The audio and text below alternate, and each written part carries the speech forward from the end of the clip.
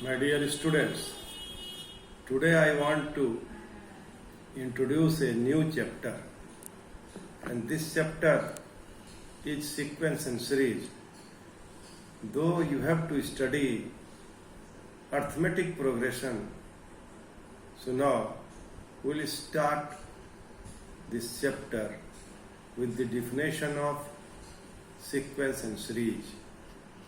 This chapter is very important tools for solving the problem of standard 10, and also it is not only important for solving the problem of standard 10, but it is a very powerful tools to solve the problem of regional mathematics olympiad and higher classes, also for the competition. My dear students, so I want to start it from zero level. What is sequence? As you know, sequence, when the numbers are written obeying some definite rule, then the numbers are said to be in sequence. For example, 1, 2, 3, 4, 5 is in sequence, but when we write 1, 9, 5, 6, 11, it is not in sequence. Why it is not in sequence? Because it is not written by following some definite rule. My dear students, by adding the term of sequence, we get series. And this is the synopsis way of the series. When the numbers are written in some definite pattern, then it is known as progression. And this progression is of three types: arithmetic progression, and it is abbreviated as AP; geometric progression, and it is abbreviated as GP; and harmonic progression, it is abbreviated as HP. And now in class 10 you have to study about arithmetic progression, and in 11 and higher classes you will study about geometric progression and harmonic progression. I will discuss when a series is said to be in arithmetic progression. When the difference between two terms throughout the series is constant, then it is, of course, arithmetic progression. And when the ratio of the two terms throughout the series is constant or same, then it is known as geometric progression.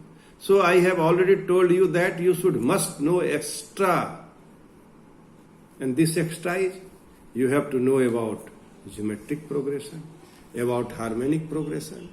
And main point of this thing is, this chapter is very important for that. Here this chapter includes from a very important tools to solving the problem of inequality, and this is known as arithmetic progression, geometric progression, and harmonic progression. There is a relation between arithmetic progression, geometric progression, and harmonic progression. Arithmetic progression is greater than equal to geometric progression, and geometric progression greater than to harmonic progression. This we have to discuss later on.